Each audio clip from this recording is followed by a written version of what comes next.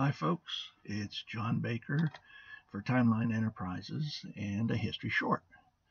Um, I'm in my basement. If you look around, you can see a lot of different things in here, all historical based or my history based. But I was on a walk earlier and I tried making a recording then. It didn't work out, apparently, as you can tell. Um, but it was about today. Today is June 6, 2020. 76 years ago. We have an anniversary today that is very special.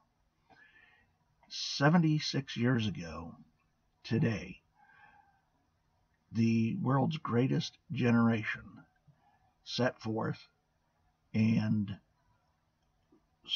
got a foothold in Europe, which was the first day. Today is the first day of the downfall of the Nazi government in World War II. This is D-Day, the invasion of Normandy.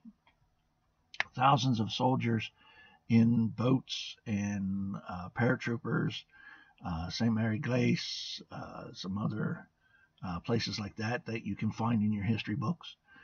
Sword Beach, Omaha Beach, 4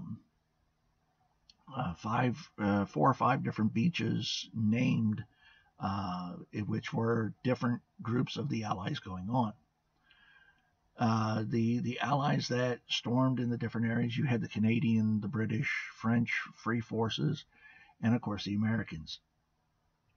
We remember today as Americans because of getting the foot into the door to take on the Nazi military and beat them back. So today is the start of the first day going towards Berlin. And there's lots of events that will happen between Normandy and Berlin.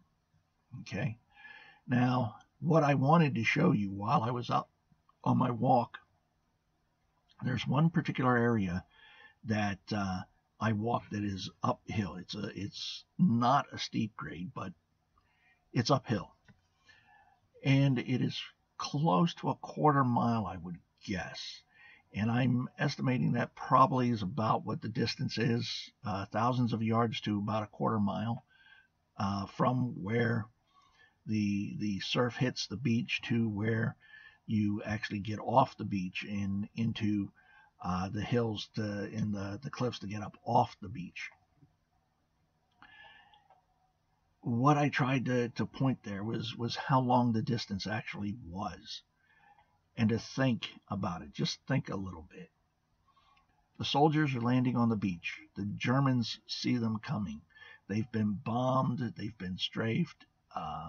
They've been hit by barrages from the naval fleets that are off the coast. With this being the case, they know that something is coming. They're primed. They're ready. They're at their stations.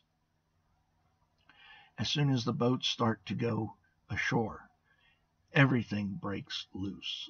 All basically hell breaks loose for everybody that's trying to get ashore. You have thousands of troops coming in on the boats that are going in. The boats are dropping down. You have landing craft that are bringing tanks in. But the landing craft don't get in far enough, and the tanks drive off and go down, and the crews are drowned because they weren't far enough in. Thousands of men died that day. Never made it to shore. Some of them never even made it out of the Higgins boats. And this is the greatest generation. This is the generation that put everything forward to beat a government that was not only tyrannical, but was also ferocious and just beat down the people that they felt were inferior. We know at the end of World War II that the count is roughly 6 million Jews. We don't know how many more on top of that. We know 6 million Jews, and then what we have in that count also is Jews, Slovaks, Negroes, and other undesirables, according to the Third Reich, to the Nazi government.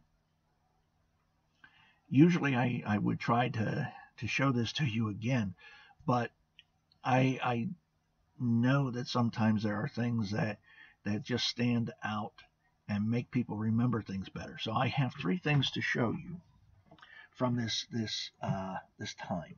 The first I'm going to show you is what's called a Sten gun. This is a Sten Mark II. You can see it's a side, if the magazine comes from the side, okay, and it fires from an open bolt. Now this is replica, but this is a British machine gun, and it was issued to many paratroopers, commandos, and things like that were in D-Day. It fires a 9mm bullet, so it's very light. But this gun itself, pardon me, was designed specifically because it could be made cheap. This is one of what some people will call a $10 gun. $10 to machine all the parts, put it together, and have it work and be out in combat. So that's this. This is the British Sten gun. Okay, Sten Mark II. Now the second one is an American weapon, and it also is one of what's called the $10 guns. This is what's called a grease gun. This is the 45 caliber grease gun, and the reason it's called a grease gun is because if you've ever worked with cars, it looks like what would be used in a mechanic to grease up the different parts. Okay, now with this is interesting because it also fires from an open bolt, and it's a $10 gun. It's just a steel tube put together and all the parts put into it, and it works from a spring. It has an extendable stock, which makes it nice. It's compact size. It's probably about 18 inches, a little bit, give or take.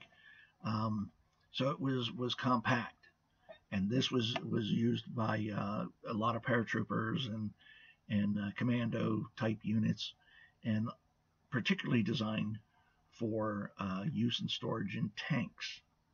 It's small, compact. It's able to be fit into the tank so that every crew member would have a machine gun to be able to fight their way out if their tank was disabled. Okay, so this is one of those weapons that the Greatest Generation also used.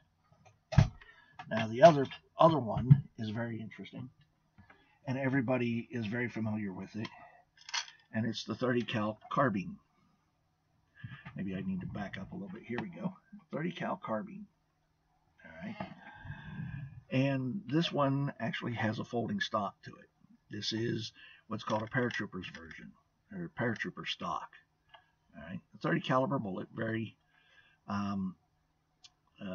not real big, not real small in this case. It's a carbine. It's actually closer for closer combat than shooting long distance. That would be your M1 Garand did that. But this weapon was also carried on D-Day by U.S. troops and mostly by paratroopers who were dropped over, one being St. Mary Glace, a couple of other towns behind the lines at Normandy. This is a very, very nice little piece, and I happen to like it just because it's compact. And that was another reason why it was used by paratroopers, is because the compact size. You would put something like this in a jump bag that would be strapped to your side, and you would jump. And this is being compact was very nice. This actually was designed to replace the 45 semi-automatic pistol. But these are the types of weapons that were used by the troops on D-Day. And this is just a little physical reminder, that you can look at and think what it had to be like for them to go ashore, knowing what was on the beaches, knowing who they were facing, and what sort of damages were going to come. It was Dwight D. Eisenhower who gave the order for it to happen on this day. And I can only imagine what he must have been going through as he signed the orders and sent the troops over to Normandy. Now, 76 years later, we know that it was very successful and was very good and very much what needed to be done, the first step towards bringing the war to an end in a successful fashion. So this has been a short for you. Again, I'm John Baker, and the group is Timeline Enterprises, and this is A History Short.